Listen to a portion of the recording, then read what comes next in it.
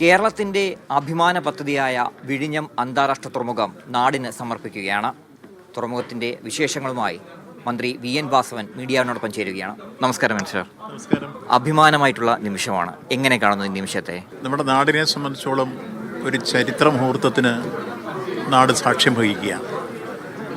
നമ്മളേറെ അഭിമാനത്തോടെ, ആഹ്ലാദത്തോടെ, ആവേശത്തോടെ ആ നിമിഷത്തെ വരവേൽക്കുന്നതിന് വേണ്ടി അണിഞ്ഞൊരുങ്ങിക്കൊണ്ടിരിക്കുന്ന സന്ദർഭമാണ്.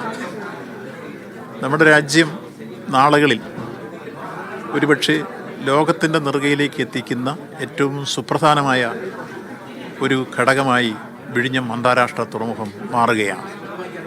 സമുദ്രവ്യാപാര മേഖലയിൽ നാളുകളിൽ നമ്മുടെ നാടിനുണ്ടാവാൻ പോകുന്ന നേട്ടങ്ങൾ ലോകത്ത് ഒരുപക്ഷെ മറ്റൊരു തുറമുഖത്തിനും ലഭിക്കാത്ത രൂപത്തിലുള്ള വലിയ അംഗീകാരം ലഭിക്കുന്ന രൂപത്തിലേക്കാണ് അതിൻ്റെ ഇതുവരെയുള്ള പ്രവർത്തനങ്ങൾ പരിശോധിക്കുമ്പോൾ നമുക്ക് മനസ്സിലാക്കാൻ കഴിയുന്നു. 285 കപ്പലുകൾ ഈ ചുരുങ്ങിയ സമയങ്ങൾക്കുള്ളിൽ 5,93,000 കണ്ടെയ്നറുകൾ കൈകാര്യം ചെയ്യുന്ന രൂപത്തിലേക്ക് എത്തി എന്ന് പറയുന്നത് ഏറെ അഭിമാനകരമാണ്. ആ ബിസിനസ്സിൻ്റെ വോളി എത്ര കണ്ട് ചുരുങ്ങിയ സമയങ്ങൾക്കുള്ളിൽ വളർന്നിരിക്കുന്നു എന്ന് മനസ്സിലാക്കാൻ കഴിയുന്നതാണ്. നമ്മുടെ സാമ്പത്തിക രംഗത്ത്, കാർഷിക മേഖലയിൽ, വ്യവസായ മേഖലയിൽ, തൊഴിൽ മേഖലയിൽ വലിയ രൂപത്തിലുള്ള പുരോഗതി നമുക്ക് ഉറപ്പാക്കാൻ കഴിയുന്ന രൂപത്തിലേക്കാണ് ആ സംഭവം കൂടി കഴിയുന്നതോടെ എത്തിച്ചേരുക.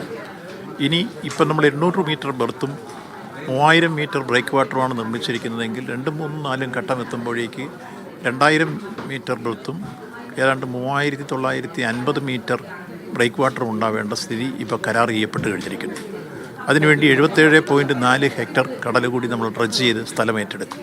ഈ ഒരിക്കലും നടക്കില്ല എന്ന് കരുതിയിടത്തു നിന്നാണ് വിഴിഞ്ഞം ഇപ്പോൾ തല ഉയർത്തി നിൽക്കുന്നത്. യഥാർത്ഥത്തിൽ ഇത് ആരുടെ നേട്ടമാണ്? ഈ വിഴിഞ്ഞം അന്താരാഷ്ട്ര തുറമുഖം യാഥാർത്ഥ്യമായത് 1ഉം 2ഉം പിണറായി സർക്കാരിൻ്റെ ഇച്ഛാശക്തി ഒന്നുകൊണ്ട് മാത്രമാണ്. കാരണം ഏതെങ്കിലും തരത്തിലൊരു തറക്കല്ലിട്ടാൽ ഒരു പദ്ധതി യാഥാർത്ഥ്യമാവുമെങ്കിൽ ഇപ്പോൾ പാലക്കാട് കോച്ച് ഫാക്ടറി പ്രവർത്തിച്ചു തുടങ്ങേണ്ട എത്രയോ വർഷങ്ങളായി ഒരു തല്ലിട്ടിട്ട് പോയത് നമ്മുടെ മുമ്പിലേക്ക് കേന്ദ്ര ഗവൺമെൻറ്. കാക്ക തൂറുന്നതല്ലാതെ ഒരു സംഭവം ഉണ്ടായിട്ടില്ല. അതുകൊണ്ട് ഇവിടെ ഒരു കല്ലിട്ടു എന്നുള്ളത് കൊണ്ട് പദ്ധതി ഉണ്ടാവുന്നില്ല. പദ്ധതി ഉണ്ടാവണമെങ്കിൽ ഇച്ഛാശക്തിയോടുകൂടി ആ വരുന്ന പ്രശ്നങ്ങളെയെല്ലാം അതിജീവിച്ച് സമയബന്ധിതമായി നമുക്കതിന് പണം കണ്ടെത്തി നടക്കേണ്ട കാര്യങ്ങൾ നടക്കേണ്ട രൂപത്തിൽ നടത്തിയെടുക്കുമ്പോഴാണ് അതിൻ്റെ പ്രായോഗിക രൂപം കൈവരുന്നത്. ഒരു സംശയം മിനിസ്റ്റർ, കാരണം നടക്കില്ല എന്ന് കരുതിയെടുത്തു നിന്നാണ് UDF അദാനിയെ കൊണ്ടുവന്ന് തറക്കല്ലെങ്കിൽ ഇട്ടത്. പക്ഷേ അതൊരു തുടക്കമില്ലായിരുന്നു, അതല്ലേ അതിൻ്റെ ഒരു ബേസ്? നമ്മൾ ആ കാര്യത്തെക്കുറിച്ച് പറഞ്ഞല്ലോ. അതിനു മുമ്പ് നടക്കാൻ വേണ്ടിയായിരുന്നല്ലോ VS ഗവൺമെൻറ് 2010 ഓഗസ്റ്റ് 11 വിഴിഞ്ഞം ഇൻ്റർനാഷണൽ പോർട്ട് ഉദ്ഘാടനം ചെയ്തത്. അപ്പോൾ ആദ്യം വിഴിഞ്ഞം ഇൻ്റർനാഷണൽ പോർട്ട് ഉദ്ഘാടനം ചെയ്തതും VS ആണ്. അന്ന് തുറമുഖ മന്ത്രി വിജയകുമാറായിരുന്നു. അന്ന് കമ്പനി ആരംഭിച്ചു കഴിഞ്ഞു. അവർ ടെൻഡർ ചെയ്ത പ്രോഗ്രാം അതിൽ വന്ന് എന്താണ് മാറ്റാനിടവന്ന സാഹചര്യം ഞാൻ വിശദീകരിച്ചു. ആന്ധ്രയിലൊരു കമ്പനി കേസുമായി പോയതിൻ്റെ അടിസ്ഥാനത്തിലാണ് പിന്നീട് അത് നടക്കാതെ പോയത്.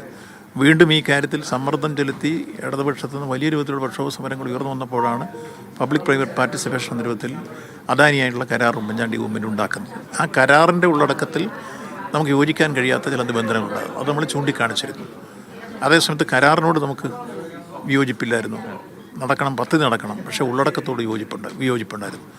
അത് പിന്നീട് ഈ ഗവൺമെൻറ് വന്നപ്പോൾ ഉണ്ടാക്കിയ കരാർ റദ്ദ് ചെയ്യേണ്ടതില്ല, പ്രോജക്റ്റ് നടക്കണം എന്ന രൂപത്തിൽ ഗവൺമെൻറ് ഏറ്റെടുത്ത് ഇച്ഛാശക്തിയോടുകൂടി നീങ്ങി. വന്ന പ്രതിബന്ധങ്ങളായിരുന്നു ഓഖി ദുരന്തം, വെള്ളപ്പൊക്കം, കോവിഡ്, അതേപോലെ തന്നെ ഭയാനകമായ മറ്റ് സാഹചര്യങ്ങളിൽ കൂടിയുള്ള സമരമുഖങ്ങൾ. വിമോചന സമരം 2ാമത് രൂപത്തിൽ പ്രഖ്യാപിച്ചില്ലായിരുന്നു സമരം വളർന്നു വന്ന്. അവിടെയെല്ലാം സഹിഷ്ണുതയോടെ, സമയത്തയോടെ, സമീപനത്തോടെ ഈ ഗവൺമെൻറ് ഒരു നിലപാട് സ്വീകരിച്ച് അതിനെയൊക്കെ സമീപിച്ച് തരണം ചെയ്തുകൊണ്ടാണ് ഈ പദ്ധതി യാഥാർത്ഥ്യമാക്കുന്ന രൂപത്തിലേക്ക് എത്തിയത്. പുതുക്കിയ കരാർ സംസ്ഥാന ഗവൺമെൻറ് ഉണ്ടാക്കിയപ്പോൾ പഴയ കരാറിൽ നിന്ന് വ്യത്യസ്തമായി ഇപ്പോൾ 2ഉം 3ഉം 4ഉം ഘട്ടങ്ങൾ നമുക്ക് 2028 കൂടി പൂർത്തീകരിക്കുകയാണ്. മുമ്പുണ്ടായിരുന്ന അങ്ങനെ ആയിരുന്നില്ല. പിന്നെ എത്രയോ വർഷം കാത്തിരിക്കണമായിരുന്നു. അതുപോലെ തന്നെ 15 വർഷത്തിന് ശേഷം മാത്രം റിട്ടേൺ എന്ന് പറഞ്ഞിരുന്നത് മാറി 2034 മുതൽ പൂർണ്ണ തരത്തിലെത്തുന്ന തുറമുഖത്തിൻ്റെ വരുമാനം നമുക്ക് ലഭിച്ചു തുടങ്ങുന്ന രൂപത്തിലേക്ക് പുതിയ കരാറുണ്ടായി. ഇത്രയും വലിയൊരു പദ്ധതിയാണ്, പക്ഷേ അത് സർക്കാരിൻ്റെ വാർഷികാഘോഷ പദ്ധതി എന്ന് പറയുന്നത് യോജിച്ച അതിനെന്താ? നമ്മൾ ഈ കാലഘട്ടത്തിൽ സംസ്ഥാന ഗവൺമെൻറ് പണം മുടക്കി ചെയ്ത് തീർത്ത ഒരു പ്രോജക്റ്റിനെ സംബന്ധിച്ചോളം വാർഷികത്തിൻ്റെ ഘട്ടത്തിൽ ഉദ്ഘാടനം ചെയ്യുമ്പോൾ അത് വാർഷിക പരിപാടി എന്ന് പറയുന്നതിന് എന്താ കുഴപ്പം? അവരങ്ങനെ അല്ലാതെ വ്യാഖ്യാനിച്ചോട്ടെ. പക്ഷേ ആ പരിപാടിയിലേക്കാണ് പ്രധാനമന്ത്രി വരുന്നത്. അത് പ്രധാനമന്ത്രി നേരത്തെ നമ്മൾ ക്ഷണിച്ചതാണല്ലോ. ഈ വാർഷികം നടക്കുന്നതിന് മുമ്പ് തന്നെ ക്ഷണിച്ചതാണ്. നമുക്ക് കത്തിപ്പോഴും അദ്ദേഹത്തിൻ്റെ സമയം കിട്ടിയെന്നുള്ളതുകൊണ്ട്. കേന്ദ്രം പോലും നമ്മളൊരു ചതി കാണിച്ചായിരുന്നു. നമുക്ക് തരേണ്ട ഗ്രാൻഡായിട്ട് തരേണ്ട BGF തുകയാണ് അവർ വായ്പയാക്കി മാറ്റിയത്. നഷ്ടം 10,000 കോടിയാണ് കേരളത്തിന്. അത് കൃത്യമായി ഞാൻ പറഞ്ഞു കഴിഞ്ഞു. ഇപ്പോൾ തൂത്തുക്കുടിക്ക് 1114 കോടി രൂപ ഗ്രാൻഡായി കൊടുത്തു. അതേസമയത്ത് നമുക്ക് 817.80 കോടി രൂപ ഇപ്പോൾ ലോണായിട്ട് തരുന്നു. അപ്പോൾ നമ്മൾ തിരിച്ചടയ്ക്കേണ്ടി വരുന്ന കണക്ക് കൂട്ടി കഴിഞ്ഞപ്പോൾ 12,000 കോടി രൂപ തിരിച്ചടയ്ക്കേണ്ടി വരുന്നു. അത് അങ്ങേയറ്റം പ്രതിഷേധാർഹമാണെന്ന് നമ്മൾ നേരത്തെ തന്നെ പറഞ്ഞിരുന്നു. ഇനിയും പ്രതീക്ഷ തരുമെന്നുള്ള രൂപത്തിലാണ് നമ്മളിപ്പോൾ നിൽക്കുന്നത്. അതാണ് നമുക്ക് തുടക്കം മുതൽ തന്നെ അതിലൊരു സമ്മർദ്ദം ചെലുത്താൻ പറ്റാതെ പോയത് എന്തുകൊണ്ടാണ്? നേരത്തെ തന്നെ നമ്മൾ നേരത്തെ തുടങ്ങിക്കൊണ്ടാണല്ലോ കേന്ദ്രത്തിൻ്റെ എംപവേർഡ് കമ്മിറ്റി അത് ശുപാർശ ചെയ്യും കൊടുക്കണമെന്നും പറഞ്ഞിരുന്നത്. ഇപ്പോൾ സമ്മർദ്ദം ചെലുത്തതല്ല, നിങ്ങളുടെ തെറ്റിദ്ധാരണയാണ്. നമ്മൾ ആദ്യഘട്ടം മുതൽ തന്നെ ഈ കാര്യം പറഞ്ഞു. അവസാനം കേന്ദ്ര ഗവൺമെൻറ് നമ്മളോട് പറഞ്ഞത് നിങ്ങൾ ഇൻ്റർനാഷണൽ കോർട്ടിൽ ഫയൽ ചെയ്ത് ആർബിട്രേഷൻ കേസ് പിൻവലിക്കാമെന്ന്. നമ്മൾ ആർബിട്രേഷൻ പിൻവലിച്ചു, കേന്ദ്രം പറഞ്ഞതനുസരിച്ച് അവരും പിൻവലിച്ചു, നമ്മളും പിൻവലിച്ചു. അപ്പോൾ അതിന് ശേഷമാണ് പിന്നീട് പറയുന്നത് ഇത് ലോണായിട്ട് തരുവുള്ളത്. ഇത് അവസാന ഘട്ടത്തിൽ അവർ പറയുന്നത്. നമ്മൾ ആദ്യം തൊട്ടേ തന്നെ ഗ്രാൻറ്റിന് വേണ്ടിയിട്ടാണ് ശ്രമിക്കുന്നത്. ഈ ഉദ്ഘാടന വേളയിൽ തന്നെ പ്രതിപക്ഷ നേതാവിനെ ക്ഷണിച്ചില്ല എന്ന് പറഞ്ഞുള്ള വിവാദം ഉണ്ടായി. അത് അനാവശ്യമായിരുന്നു. വെറും ഒരു വിവാദം ഉണ്ടാക്കിയത്. അത് ചില മാധ്യമങ്ങളുടെ താല്പര്യവും മറ്റ് ചില രാഷ്ട്രീയക്കാരുടെ താല്പര്യവും. അതിനകത്ത് നമ്മളൊരിക്കലും രാഷ്ട്രീയം കണ്ടില്ല. അങ്ങനെയാണെങ്കിൽ ഞാൻ പറഞ്ഞല്ലോ, 21-ാം തീയതി വിളിച്ച സംഘാടക സമിതി സ്ഥലം MLA പ്രതിപക്ഷമല്ലേ, MP പ്രതിപക്ഷമല്ലേ, വിളിച്ചല്ലോ. അവർ രണ്ടുപേരും വന്നില്ല. അത് കഴിഞ്ഞ് ഓഫീസ് ഉദ്ഘാടനം വിളിച്ചു, രണ്ടുപേരും വന്നില്ല. എങ്കിലും നമ്മൾ വീണ്ടും ഇവരുടെ പേരെല്ലാം എഴുതി അയച്ച് പ്രതിപക്ഷ നേതാവിനെ ക്ഷണിക്കുകയുണ്ടായി. അപ്പോൾ അതിൻ്റെ സമയം കുറഞ്ഞു പോയി എന്നൊക്കെ പറയുന്നതിൽ വല്ല അർത്ഥമുണ്ടോ? ഈ UDF പറയുന്നത് അവരുടെ കുഞ്ഞാണ്, അതുകൊണ്ട് ഈ തുറമുഖത്തിന് ഉമ്മൻചാണ്ടിയുടെ പേര് നൽകണമെന്നാണ്. അത് അങ്ങേയറ്റം അടിസ്ഥാനരഹിതമായ ഒരു കാര്യമാണ്. അത് നമ്മളിപ്പോൾ 8 കാര്യം ഞാൻ പലരെയും കാണുന്നുണ്ട്. ഇവിടെ യാഥാർത്ഥ്യം ജനങ്ങൾക്കറിയാം. ഇത് ഇടതുപക്ഷ ജനാധിപത്യം കൊണ്ട് ഗവൺമെൻറ്, വിശിഷ്യ പിണറായി വിജയൻ്റെ നേതൃത്വത്തിലുള്ള 1-2 ഗവൺമെൻറ്റിലായിരുന്നെങ്കിൽ ഇങ്ങനൊരു പദ്ധതി ഉണ്ടാകുമായിരുന്നില്ല. ഇത് യാഥാർത്ഥ്യമായത് ഇടതുപക്ഷ ജനാധിപത്യം കൊണ്ട് ഗവൺമെൻറ് തന്നെ അതിൻ്റെ തുടക്കവും ഒടുക്കവും. ആശയമതെ ആദ്യം കമ്പനി ഉദ്ഘാടനം ചെയ്ത് ഇടയ്ക്ക് സമയത്ത് ഇങ്ങനെ ഒരു കരാറുണ്ടാക്കാൻ ഉമ്മൻചാണ്ടി ഗവൺമെൻറ് വന്നു എന്നുള്ളത് ഒഴിച്ച്, ഒരു കല്ലുവിട്ടെന്നുള്ളത് ഒഴിച്ചാൽ മറ്റൊരു കാര്യവും ആർക്കും ഒരു അവകാശവാദം ഉന്നയിക്കാൻ അതാർക്കും തർക്കിക്കാനാവാത്ത കാര്യമല്ലേ, നിങ്ങൾക്കും പകൽ പോലെ ബോധ്യപ്പെടുന്ന കാര്യമല്ലേ.